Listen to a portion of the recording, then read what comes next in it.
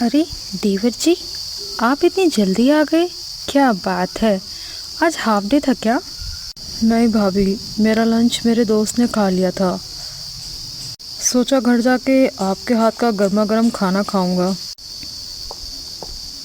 वैसे आज खाने में क्या बनाया है आपने? मटर पनीर की सब्जी और रोटी। रोहन खाना खाता है और वाह भाभी, सब्जी इतनी टेस्टी है, मन कर रहा है कि सब्जी बनाने वाले हाथों को रोटी में लपेट कर खा जाऊं। मैं तुम्हारी भाभी हूँ, बीवी नहीं। हाथ तो लगा कर दिखाऊं। अच्छा जी, ये बात है, अभी बताता हूँ। छोड़ो ना देवर जी, कोई देख लेगा, माँ जी कमरे में ही है। आज तक किसी ने देखा है जो आज कोई देखेगा? अरे अभी अभी माँ जी कमरे में गई हैं, अभी वो सोई नहीं होंगी। हाँ ठीक है, पर नैनीताल जाते समय ध्यान रखना, तुम मेरे साथ ही बैठना। अच्छा जी, और तुम्हारी होने वाली पत्नी, वो कहाँ बैठेगी? आखिर हक तो उसका है ना तुम्हारे बराबर में बैठने का। मैं कैसे बैठूंगी भला? अरे उसे बड़ा पता चल रहा है, और थोड़ा बहुत प्यार का नाटक उसके साथ भी कर लूँगा। तुम देखती जाओ मैं कैसे मैनेज करता हूँ सब। रोहन की सगाई हो चुकी थी।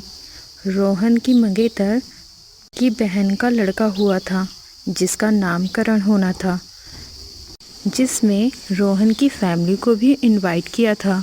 रोहन और रुचि की फैमिली साथ में नैनीताल रुचि की बहन के ससुराल जाते हैं। सभी अपनी अपनी सीट पर बैठ जाते हैं। रूही, तुम माँ के साथ बैठ जाओ, रुचि रोहन के साथ बैठ जाएगी। हाँ हाँ, क्यों नहीं। अब रुचि रोहन के साथ बैठ जाती है। रात में ठंडी हवा और एसी चलने के कारण सभी चादर ओढ़ लेते हैं कि अब धीरे धीरे सभी को नींद आने लगती है। तभी रूही रोहन को मैसेज करती है। रोहन, तुमने अपने साथ इसे चादर में लिटा रखा है, मुझे तुम्हारे साथ बैठना है। हाँ मैं कुछ करता हूँ, 1 मिनट रुको। रुचि, तुम भाभी को यहाँ बुला लो, माँ को किसी के साथ बैठने में दिक्कत होती है। माँ थोड़ा आराम से बैठ जाएगी सीट पर। हाँ हाँ, आ जाओ भाभी, आप भी यहाँ आ जाओ। वैसे मैं कबाब में हड्डी तो नहीं बनूंगी ना? भाभी आप भी ना, कैसी बातें करती हो। अब रूही खुशी से चादर ओढ़कर बैठ जाती है और रोहन को चादर के नीचे से छेड़ती है। तुमने तो कहा था देवर जी, हम दोनों साथ में बैठकर आएंगे, और अब आपने इसे कंधे पर लिटा रखा है, इसे हटाओगे नहीं क्या? भाभी, मैं कंधा हटाऊंगा तो अच्छा नहीं लगेगा, और आप साथ में बैठी तो हैं। ओहो, तुम्हारी तो ट्विनिंग अभी से ही बदल रही है। मैं तुम्हारी भाभी हूँ, बीवी नहीं। ये बात मुझे थोड़ी थोड़ी समझ आने लगी है। क्या भाभी, आप भी ना, और देखो ना, मैंने आपका हाथ ही पकड़ रखा है। रुचि को तो मैंने टच भी नहीं किया, उसी ने कंधा रखा हुआ है बस। नहीं ना, मुझे आपके गले लगना है, गले लग के लेटना है ना, प्लीज़ इसे हटाओ। भाभी, ये कोई वो जगह नहीं है जहाँ आप गले लगोगी।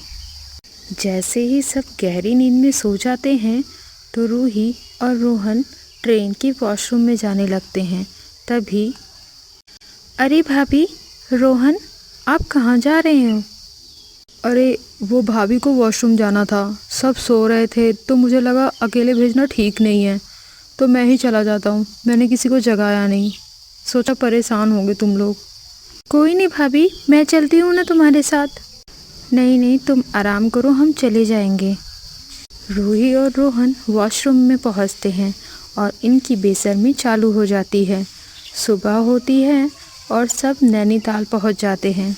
वहाँ रुचि की बहन का फंक्शन बहुत ही शानदार था। तभी रूही वहाँ घूमने लगती है। एक पहाड़ के पास से रूही का पैर फिसल जाता है कि तभी वह एक पेड़ की डाल को पकड़ लेती है और आवाज़ लगाती है, बचाओ बचाओ। रूही को लगता है कि रोहन उसे बचाने आएगा, पर रोहन उसके नज़दीक तक नहीं जाता। फिर रूही को उसका पति बचाता है। घबराओ मत रूही, मैं हूँ ना, मैं तुम्हें कुछ नहीं होने दूंगा। पति की आंखों में प्यार देख रूही रोने लगती है, और तभी रमेश रूही का हाथ पकड़ के ऊपर की ओर खींच लेता है और रूही रमेश के गले लग जाती है और रोने लगती है। मुझे माफ़ कर दो रमेश, मैं तुम्हारे प्यार को कभी समझ नहीं पाई। इसमें माफ़ी की क्या बात है रूही? तुम मेरी पत्नी हो और मैं तुमसे बहुत प्यार करता हूँ। मेरा फ़र्ज़ है तुम्हारा ख्याल रखना। एक तो इतनी गर्मी, ऊपर से इन दोनों भाइयों का वर्क फ्रॉम होम। हे भगवान, परेशान करके रख देते हैं ये दोनों भाई। बड़े तो बड़े, बच्चे भी कमरे से बाहर निकलने को राजी नहीं हैं। मीना, सोनी, खाना बन गया क्या?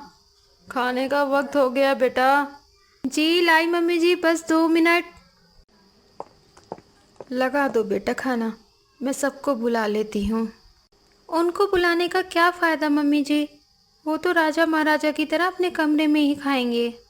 अरे ऐसे कैसे नहीं आएंगे, मैं उनकी माँ हूँ। अभी रुको, मैं बुलाती हूँ। हाँ हाँ, आप भी कोशिश करके देख लीजिए मम्मी जी। शीला सभी को बुलाने उनके कमरे में गई। अरे बेटा, खाना टेबल पे लग गया है, चलो खाना खा लो। मम्मी, बाहर बहुत गर्मी है, आप खाना यहीं पे भिजवा दो। मैं यहीं खाना खा लूँगा। हाँ मम्मी, इतना तो कर ही सकती हैं।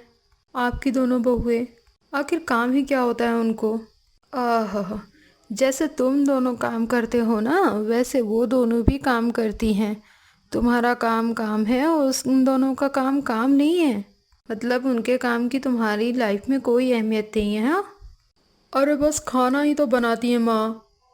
मीना, ज़रा खाना लेके आना, यहाँ जोरों की भूख लगी है यार। हे भगवान, चलो बच्चों, तुम दोनों चलो खाना खाने। दादी, हमारा कार्टून चल रहा है, आप यहीं खाना लगवा दो। पापा भी तो यहीं खाना खाएंगे ना। जैसे बाप वैसे बच्चे। इतना कहते ही शीला कमरे से बाहर आ जाती है। दोनों बहुएं हाथों में खाने की थाली लेकर रूम में खाना देकर आती हैं। तभी और सोनी, आम का अचार भी दे जाती। भाभी, मीना को कहना सलाद में मेरे लिए प्याज ला के रख देगी। मीना प्याज लेके जाती है कि तभी मम्मी, मुझे एक और रोटी दे दो। इस तरह दोनों बहुओं की भाग दौड़ रसोई से कमरे, कमरे से रसोई में ही लगी हुई थी और दोनों ही बहुएं थक गई। सबके खाना खाने के बाद बहुएं झूठे बर्तन उठाकर रखती हैं और फिर खुद खाना खाने बैठती हैं। ये सब तो निकम्मे हो गए हैं बहू, अब इनकी अकल तो मुझे ठिकाने लगानी ही पड़ेगी। इनको देखकर बच्चे भी बिगड़ रहे हैं। इनको ये नहीं समझ में आ रहा कि इन सब चीज़ों से इनकी हेल्थ पर कितना प्रभाव पड़ेगा। पर मम्मी जी, आप इन्हें सुधारेंगी कैसे? बेटा, तुम दोनों ने वो तो कहावत सुनी ही होगी कि जब घी सीधी उंगली से ना निकले तो उंगली टेढ़ी करनी ही पड़ती है। तुम दोनों एक काम करो, गैस छत पर लगा लो, शाम को खाना खुले में बनाना। और सारी बात सास बहुओं को समझा देती है, जिसको सुनकर दोनों के चेहरे पर मुस्कान छा जाती है। अगले दिन दोनों बहुओं ने रसोई ऊपर सेट कर ली। लीजिए मम्मी जी, हमने रसोई छत पर सेट कर दी। हाँ तो अब लग जाओ काम पर, याद है ना क्या करना है? हाँ मम्मी जी। विनायक बेटा, जाओ नीचे से चाय पत्ती ले आओ, मम्मी चाय बना लेगी तुम्हारे लिए। मैं नीचे जाऊं? दादी, आपने ये रसोई ऊपर क्यों करवा दी? रसोई का सामान तो सब नीचे था ना। बेटा, आप सबको गर्मी लगती थी ना, इसलिए किचन ऊपर शिफ्ट कर दिया। किचन खुले में है और गर्मी भी कम लगेगी अब। दादी, आप बोलो ना, मम्मी को नीचे जाकर चाय पत्ती लेकर आए खुद। तेरी मम्मी की किचन के सामान को ऊपर लाने में ही तबीयत खराब हो गई है बेटा। बार बार ऊपर आने जाने की वजह से थक गई है वो, उसकी कमर में दर्द है। जा बेटा, तुम ले आओ, वरना मम्मी की तबीयत ज़्यादा खराब हो जाएगी। फिर कौन खाना बनाएगा तुम्हारे लिए? विनायक चाय पत्ती लेकर आता है। बेटा 2 मिनट रुक जा, अब चाय पी के ही नीचे जाना। मम्मा, मुझे नीचे ही चाय दे देना, यहाँ बहुत गर्मी है। बेटा, यहाँ कहाँ गर्मी है, देखो ना कितनी फ्रेश हवा चल रही है। प्रिया बेटा, तुम भी ऊपर आ जाओ, चाय और नमकीन दोनों बहन भाई लेते जाना नीचे। माँ मैं क्यों आऊँ? विनायक है तो ऊपर। मैं अकेले कैसे इतना सामान लेकर आऊँगा? तू ऊपर आ जा ना, वरना तुझे आज चाय नहीं मिलेगी। अब दोनों बच्चे ऊपर आ जाते हैं। प्रिया बेटा, जा नीचे से बाम लेती आ। मेरा सर दर्द से फटा जा रहा है। जब तक चाय भी पक जाएगी। अभी तक चाय नहीं बनी। ये आप लोगों ने क्या लगा रखा है? हम थक गए हैं। बेटा, ये काम तो आप लोग हमारे साथ रोज करते हैं। अब दोनों बच्चों को समझ आ जाता है कि ये छत पे रसोई हमें सबक सिखाने के लिए शिफ्ट की गई है। अगले दिन, सुनिए जी, मैंने आरओ से पानी बाल्टी में भरा था। खाना बनाने के लिए ऊपर दे दीजिए। मेरे से तो जीने पर पानी की बाल्टी लेकर चढ़ा नहीं जाता। तुम्हें पता तो है ना मैं गर्मी में ऊपर। चुपचाप से पानी ऊपर दे जा बेटा, वरना आज खाना नहीं मिलने वाला। तुम सबकी हड्डियों में जंग लग गया है। अभी से बूढ़े हो गए हो तुम सब। अरे नहीं माँ जी, मैं आता हूँ मम्मी अभी लेकर। बेटा, पानी की बाल्टी लेकर ऊपर आता है कि तभी, भैया अब आप ऊपर आ ही गए तो खाने की प्लेट नीचे लेते जाइए। बस 5 मिनट लगेगा, सारा खाना बन गया है। बस चावल ही बनाने हैं, ये 5 मिनट में पक जाएंगे। छोटे छोटे, ऊपर आजा, खाना नीचे लेकर चलना है। मैं बार बार इस गर्मी में ऊपर नीचे नहीं कर सकता। आप लोग चैन से जीने नहीं दोगे। क्या जरूरत थी ऊपर रसोई शिफ्ट करने की? तू शांति से खाना ले जा बेटा। इन दोनों को भी गर्मी लगती थी, इसलिए मैंने कह दिया कि रसोई छत पर शिफ्ट कर लो, खुले में खाना बनाएंगी। तुम दोनों को तो हमेशा एसी में बैठे बैठे खाना चाहिए होता था। अभी ये ऊपर खुली हवा में खाना बनाएंगी तो क्या दिक्कत है? मैं आज तो ऊपर आ गया माँ, पर अब नहीं ऊपर आ सकता। हाँ मैं भी। और क्या जरूरत है ये रसोई ऊपर लाने की आप लोगों को? बेटा, एक दिन में सिर्फ एक रसोई का काम करने में तुम दोनों थक गए, और इन दोनों को कितनी प्रॉब्लम होती थी। बार बार रूम में खाना लेकर आए जाएं, तुम्हारी हर डिमांड पूरी करे। सॉरी माँ, मुझे समझ आ गया। हाँ माँ, मैं भी ध्यान रखूँगा। चलो भाई, अंत भला तो सब भला। तो आ गए आ गए हैं तो चैनल को सब्सक्राइब कर देना। वीडियो अच्छी लगे तो लाइक और शेयर कर देना।